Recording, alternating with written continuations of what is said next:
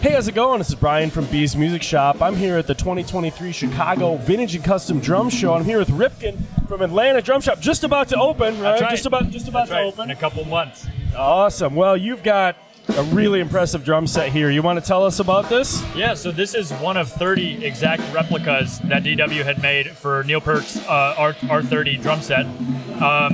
And they released it in 2006. And so I remember these. Yeah, exactly. They released Guitar Center. They had done their collaboration with him. And they released for $30,000 back in 2006. Came with all the cymbals and everything.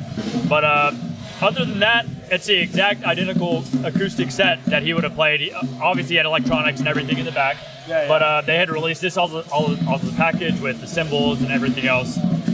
Actual 24 karat plated gold.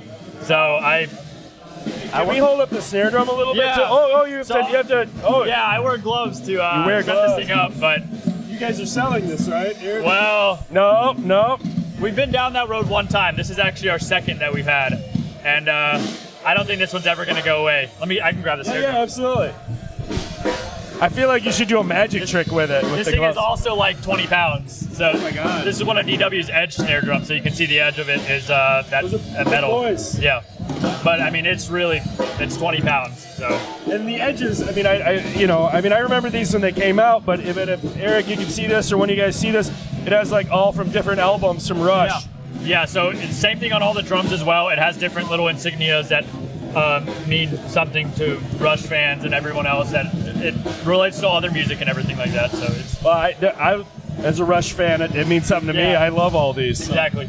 they're really cool. That's super impressive. How long do you guys have this? You said you had two, so Yeah. you hunted down one, let it go. We had this one, and we've probably had this for a couple years now. And but yeah, we're so happy to be able to bring it out for people to come play on. There's only 30 in the world. And, Play on. oh yeah, we're letting everyone play on this set too. Are you gonna play on it? Yeah, you can play on it too. I'm not gonna play on Yeah, it. you I'm need to gonna play on it a little bit, but yeah. I had to double check the spelling of Atlanta a second ago with that thing, so let's not push it. Yeah, But, fair enough. That's really cool. So you guys have some other pieces you brought here? Yeah, so let me put this down. Yeah, absolutely. So we started off as Blue Goose classic percussion, primarily vintage stuff. So we have some vintage Ludwig, modern Ludwig, some different snare drums, and some Rogers Dynasonics here. Oh, nice. And more kits on the other side. Oh, those are yours as well. Yeah, this is our whole booth right here. But we started out as vintage guys, restoring, selling, buying, all sorts of stuff. So that's why this show is definitely, for us, we look around, we see all these beautiful vintage drum sets and everything. Yeah.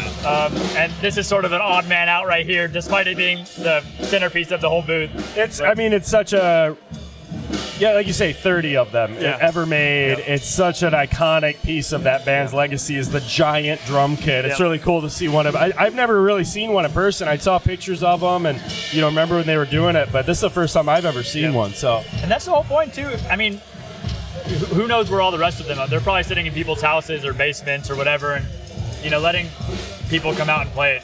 You just don't see that very many other places for stuff like this. So if this is you guys' booth, I'm gonna try and get Eric's attention. So those radials, those are just such an interesting piece of music history. Can we scoot over there a little bit? I'm just gonna drag this along the floor. That's what I'm gonna do now. Oh, you're good. Yeah, I'm just gonna pull the whole kit over. Yeah. That'll be great. So these, I know a little bit about these, but this is such a unique kind of thing in the music industry. You want to tell us about them? Yeah. So these are the RBS-1, which is the precursor to the Radio Pro 1000. They made the 750 and the 500 series. So these are from 1994. They made those drums.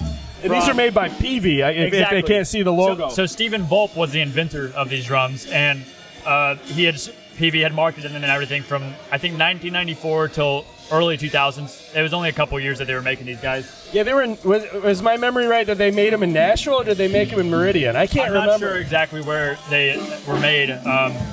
Made in USA, so it's somewhere here. But yeah, I mean, as you can, if you're familiar with these drums, there's no mounting hardware on the actual drum. And you hold them out for the hold the oh yeah, of course. Yeah, they resonate for days. I had one of these set up in my studio for a while, and you don't want to play them outside. It's something you notice. They don't have any vent holes, So what would happen if you play them outside is these will start bulging. All that pressure will build up on the inside. Yep. It's such a unique thing when, like, people talk about, like, Peavey, and you just wouldn't associate them with probably why they only made them for a few years, but it's a really, like, interesting thing, and they were very high-end, well-made drums. Yes. Yeah. No, they're extremely well-made. It's just with the looks, they look so futuristic. If people couldn't see the drums that we were playing, these probably would have sold a lot better than they did, but just with marketing and everything, they just didn't quite take off. Yeah, I kind of love the look of them. I think they're just very clean and unique, you know. It's a hit or miss with a lot of people. Absolutely. You got some cool Slingerland kits here. Yeah, big old I love the I'm kind of standing in front of it, but you want to tell us about this kit? Well, we had just got that one. That's one of the beautiful aqua satin flame finishes that Slingerland had made. Yeah. But I mean, they sound good. We need to restore that one, but they just look awesome. It's such a great finish. Yeah, it's such a cool. I always love those flames. They're so neat when you see them here. I know they're not everybody's thing necessarily, but it is just that. You come to these shows, like you say, and you just see this wide variety of 100 years of manufacturing in so many different ways, and the way they machine stuff and made stuff. And some of these things I see them, I'm like, those are cool. I think they made an orange too, if I remember right. Yeah, There's some kind of they have a red one. They have a red one. Yeah. And then I think they have some more, but one of the actual most exciting vintage kits here is this guy right here. Oh yeah, let's talk about this guy. So this is actually we just got this yesterday. I think of this as Bonham Green, but yeah. So these Green Sparkle from the 60s, they weren't as popular, so there's not that many of them out there. But with this Green Sparkle, it would fade. Yeah. So whenever you see unfaded Green Sparkle, it's definitely something that it's just tough to find. But I mean, this is from 1969 Hollywood kit, and we're super happy to have these guys. We have a snare drum over there as well, Jazz Festival over there as well. Nice. But, yeah, the Green Sparkles, they're awesome. They're awesome. Awesome. So all right, will you play the kit for us before we go? Oh gosh, yes. Let's do it. Let's do it. I want to see it. Do you want to see it? I think. I try not to play it. Can I let other people play it? But I don't want to play it. I just want to. I don't want to play it. No. You gotta play it. No, I want you to play it. It's like I go to the NAMM show and I won't play guitar. What's what I'm saying? Like, what's that? Nah. We'll get one of these. Yeah. Everybody wants to play.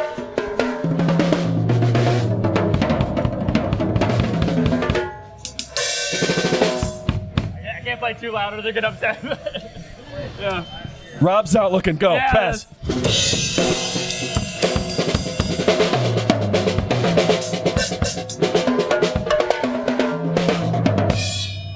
All right, man. Hey, thanks for talking to us today. We super appreciate it. Of course. Thank you so much. Thank you.